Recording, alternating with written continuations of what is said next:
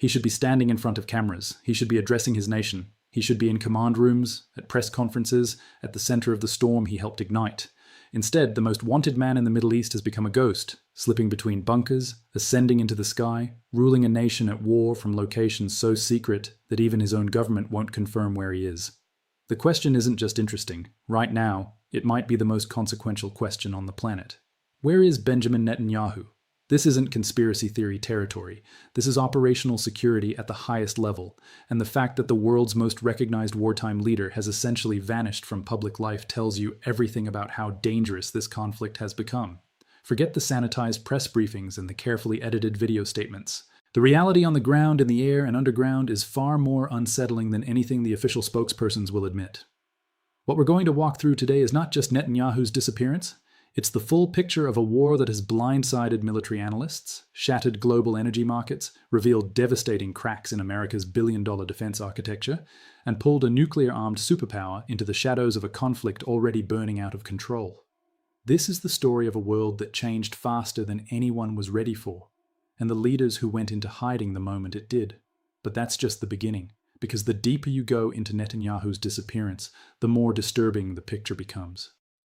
It started with a claim and a silence that nobody could explain away. When Iran's Islamic Revolutionary Guard Corps, the IRGC, released a statement during its 10th wave of missile strikes, it didn't just announce another bombardment. It announced something that sent shockwaves through global intelligence communities. The IRGC publicly claimed it had specifically targeted and struck the office of Israeli Prime Minister Benjamin Netanyahu, the location of the Israeli Air Force. Precise, deliberate, surgical, and if true, an act of warfare so audacious it bordered on an assassination attempt at the highest level of a nuclear-armed ally of the United States. The Israeli government did not confirm the strike. But here's the thing about wartime denials. They're not the same as disproofs. Israel has one of the most aggressive wartime media censorship policies on Earth. What's classified stays classified. What's embarrassing stays buried. And so the silence itself became the story, because within hours of that IRGC announcement, the internet exploded. Where was Netanyahu? Was he safe? Had he already been moved? And if the IRGC knew the location of his office well enough to strike it, what else did they know? Retired Colonel Lawrence Wilkerson, a man with deep institutional knowledge, having served as Chief of Staff to Secretary of State Colin Powell, gave one of the most startling assessments of the situation when pressed on Netanyahu's absence. His answer was unnervingly calm. He estimated the Israeli Prime Minister was spending roughly 90% of his time in the air, not in a command center, not in a war room, in the air, moving constantly, never staying in one place long enough to become a confirmed target. A leader governing from 35,000 feet, connected to the machinery of war through encrypted satellite links, while below him the cities of his nation absorb missile after missile. Think about what that actually means. It means the ground itself is no longer safe. Not for ordinary citizens, and certainly not for the man at the top of the IRGC's targeting list. Iron Dome and David's Sling and Arrow 3. These are extraordinary systems. They are among the most sophisticated layered defense networks ever constructed. But they are designed to protect populations. They cannot guarantee the safety of a single stationary high-value target who the enemy has specifically identified and is actively trying to eliminate. So Netanyahu became a moving target. Not metaphorically, literally, but where exactly is he when he's not in the sky? That answer leads to a network of underground facilities that Israel has been quietly building for years. Long before the first Iranian missile crossed Israeli airspace in late February 2026, Israel's Shin Bet, the internal security service, had already prepared for this exact scenario. Reports from as far back as August 2024, confirmed by Israeli news outlet Walla and later corroborated by the Times of Israel, described a fully operational underground complex in Jerusalem known as the National Management Center. This wasn't a wartime improvisation. It had been built nearly 2 decades earlier, quietly maintained, and kept ready for a moment exactly like this one. The facility is engineered to survive direct hits from ballistic missiles, bunker-busting munitions, and virtually everything in Iran's conventional arsenal. It has its own command and control infrastructure, its own communications backbone, and a direct hardened link to the Defense Ministry headquarters in Tel Aviv. It was, in essence, a government in a box. Everything a wartime prime minister would need to keep functioning, even if every above-ground office in Jerusalem was reduced to rubble. Netanyahu held a cabinet meeting in a secure underground facility back in 2023, during a previous round of escalation with Iran. That was a rehearsal. This time, it's the real thing. Senior ministers were issued satellite phones before hostilities even began, an acknowledgement that the standard communications grid could be targeted and taken out. Every critical decision-maker was given a redundant line, a backup channel, a way to keep governing even as the infrastructure above them absorbed punishment. But there's a dimension to this story that goes beyond anything officially confirmed. Atef Salem, a former Egyptian ambassador to Tel Aviv with deep regional intelligence connections, went public with a speculation that rattled observers across the Arab world. He suggested that some assessments point to Netanyahu potentially utilizing a fortified facility beneath the Al-Aqsa Mosque compound itself, one of the most sensitive, contested, and symbolically charged locations on Earth. Salem was careful to frame this as speculation, not confirmed fact. He acknowledged that rumors in wartime serve as psychological weapons, gaining traction precisely when official information is sparse. But the fact that a credible former diplomat felt comfortable putting that specific speculation on the record tells you something about the atmosphere of uncertainty surrounding Netanyahu's movements. The Israeli Prime Minister's office, for its part, has periodically released short statements and photographs. A photo here, a quote there, proof-of-life dispatches designed to counter the most explosive rumors. When claims circulated online that Netanyahu had fled to Germany, his office pushed back with documentation, placing him in Tel Aviv. When assassination rumors spread, carefully staged images of security consultations were released. It's information warfare running parallel to the physical conflict, and Netanyahu's team is playing it with the same disciplined control that characterizes every other aspect of his political survival.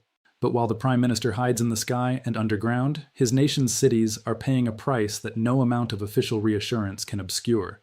The image that Iran and its proxies want the world to hold in their minds is not of missiles being intercepted in dramatic plumes of fire and smoke above the city. It's of a city that keeps getting hit anyway, because that is the strategic reality that Israel's defense chiefs are wrestling with every single hour of this conflict. Iran's approach isn't built on a single overwhelming blow. It's built on exhaustion, wave after wave of missiles and drones, some sophisticated, some relatively cheap, deployed in patterns designed to overwhelm, drain, and ultimately defeat Israel's layered interception architecture.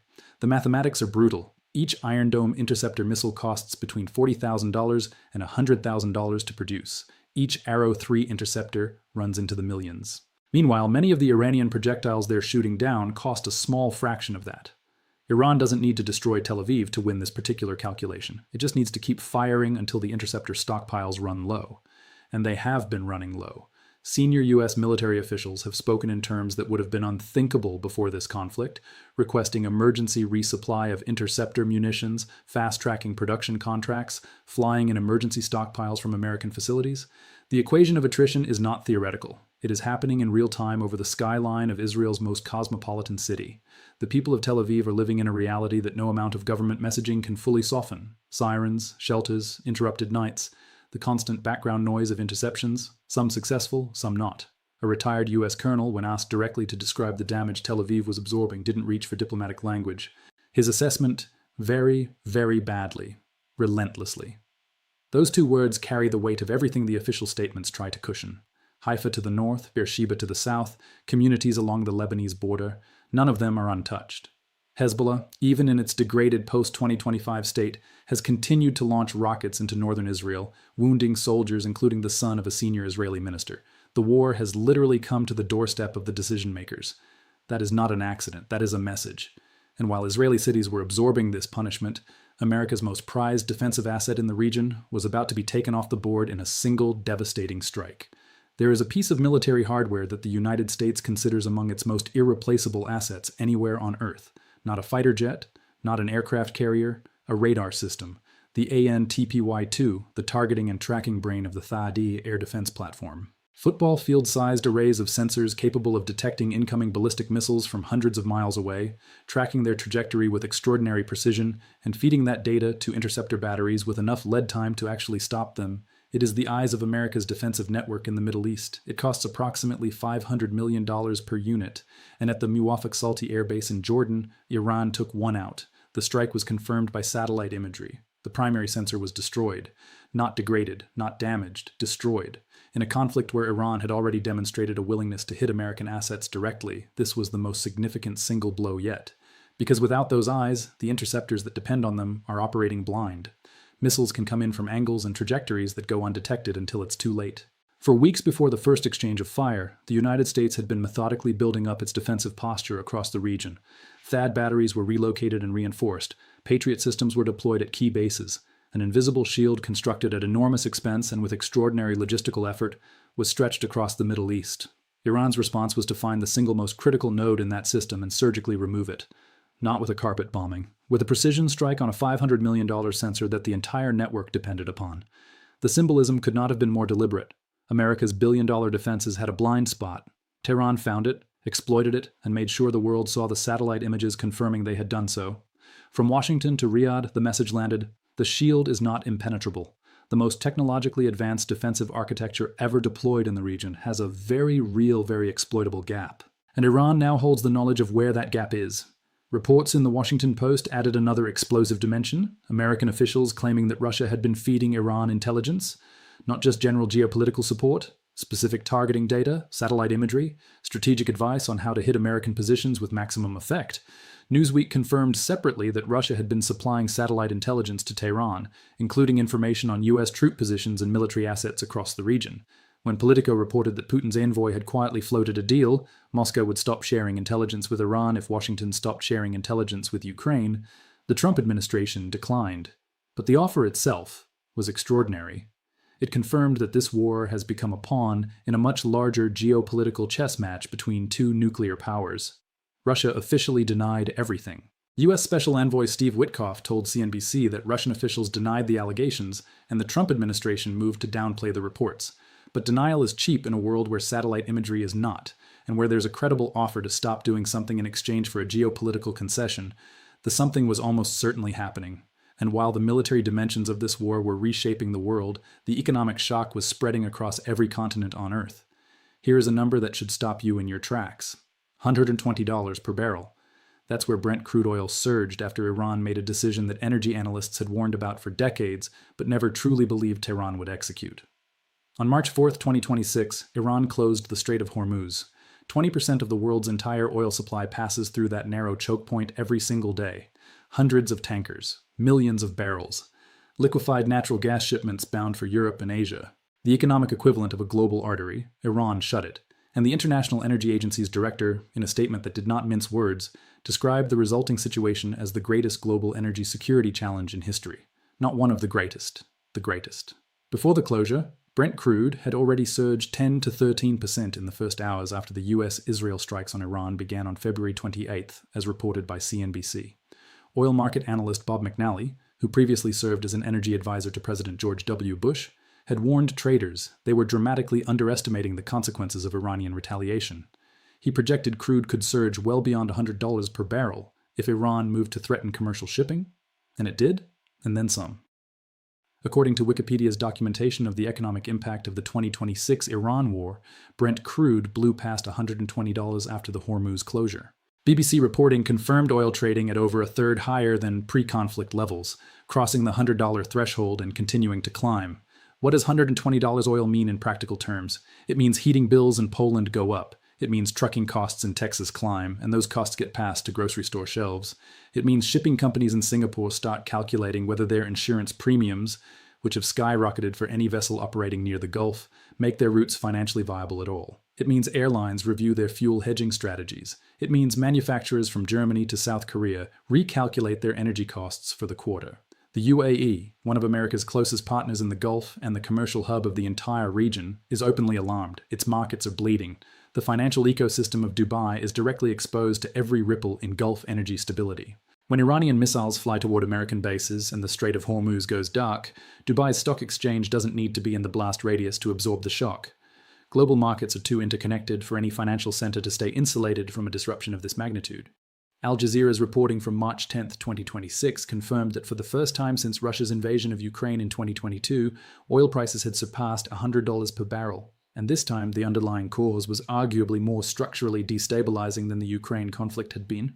Iran isn't just a major oil producer. It controls the most strategically critical waterway for energy transport on the planet. Closing it isn't a warning shot. It's a weapon of mass economic destruction deployed without a single missile being fired. But Iran wasn't just using oil prices as a weapon. The leadership structure driving all of these decisions was operating in the shadows in a way that mirrored Netanyahu's own disappearing act.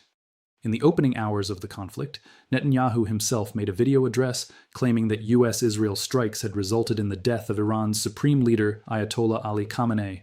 It was an extraordinary statement, the kind that, if true, would rank among the most consequential announcements in modern Middle Eastern history. But then Netanyahu went quiet. No more live public appearances. No follow-up press conferences. The man who had announced the death of his adversary's most powerful figure retreated into the very same institutional silence he was imposing on information about the enemy. Iran's response to Khamenei's reported death was a masterclass in operational security. Rumors began circulating in diplomatic circles that a new supreme leader had already been chosen, but that his identity was being kept as a state secret. The logic is starkly practical.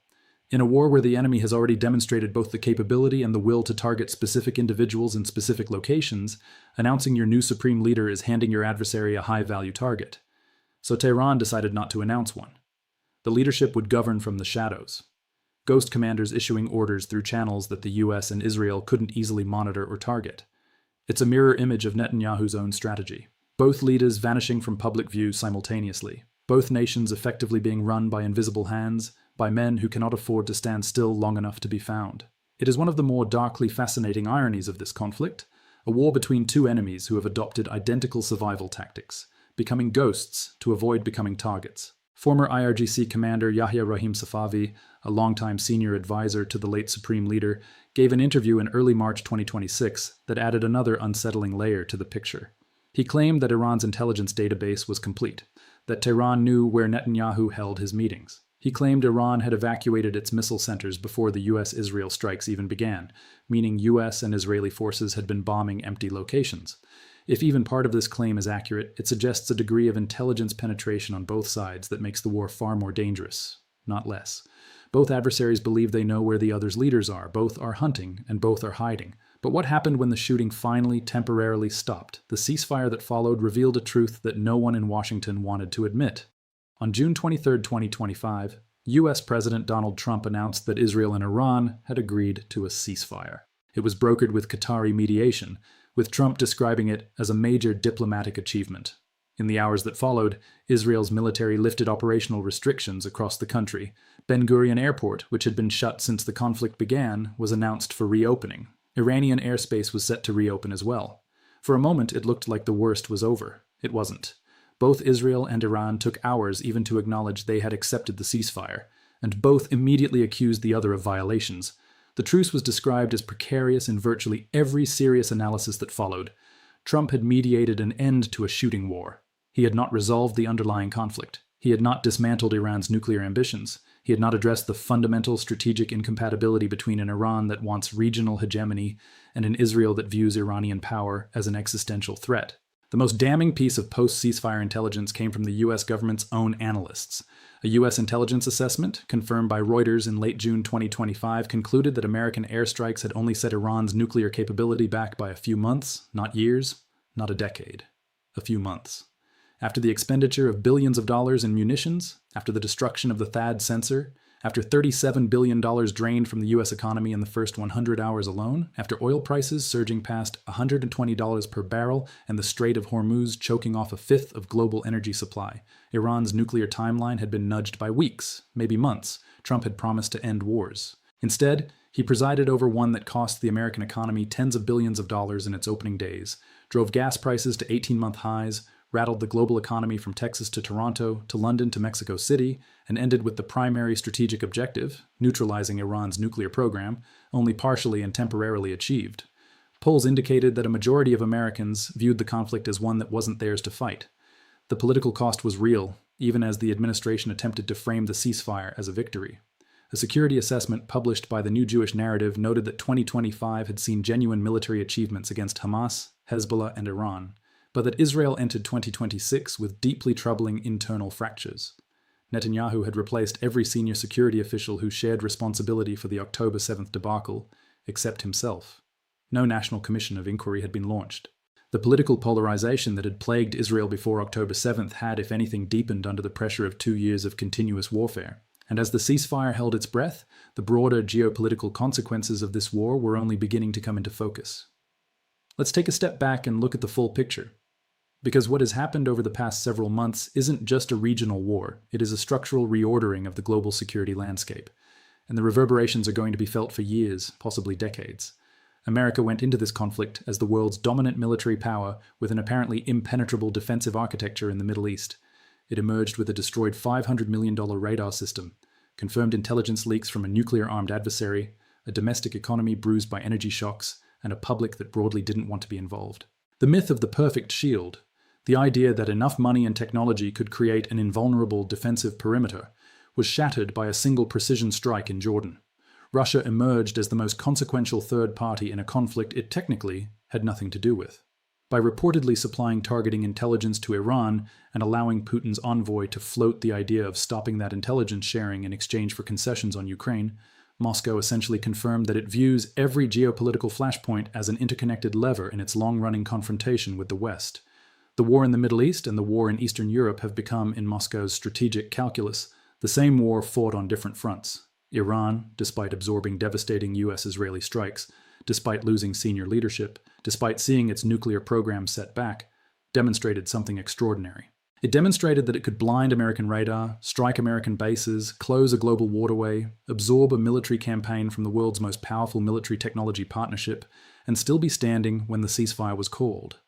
That is not the profile of a defeated power. That is the profile of a power that has learned to absorb punishment and impose disproportionate economic and strategic costs on its adversaries.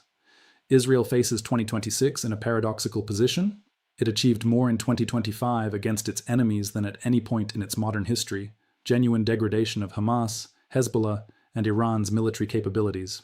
But the cost, political, economic, psychological, and demographic, is staggering. The IDF is losing career officers at alarming rates due to combat fatigue. Ultra-Orthodox draft exemptions remain unresolved. The settlers' militia problem in the West Bank is accelerating. Netanyahu has surrounded himself with yes-men in the Mossad and Shin Bet. And there is still no national reckoning for October 7th. The world's energy markets are scarred in ways that won't heal quickly.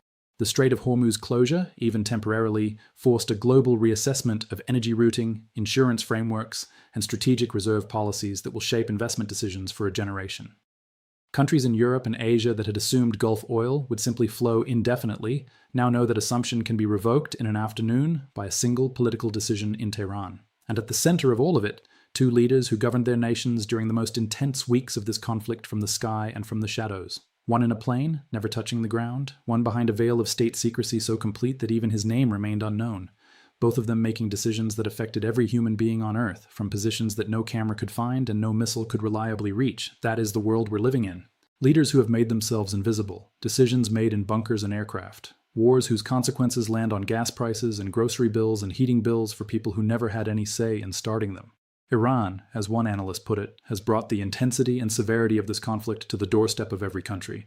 For some, that means sirens and rubble. For the rest of us, it's the quiet, compounding pressure of a world that feels a little less stable, a little less predictable, and a little more expensive than it did before February 28, 2026. The next time you see a leader at a podium, confident, composed, in full public view, remember what it means when one goes silent. Remember what the silence costs. And remember that somewhere above you at 35,000 feet, decisions are still being made.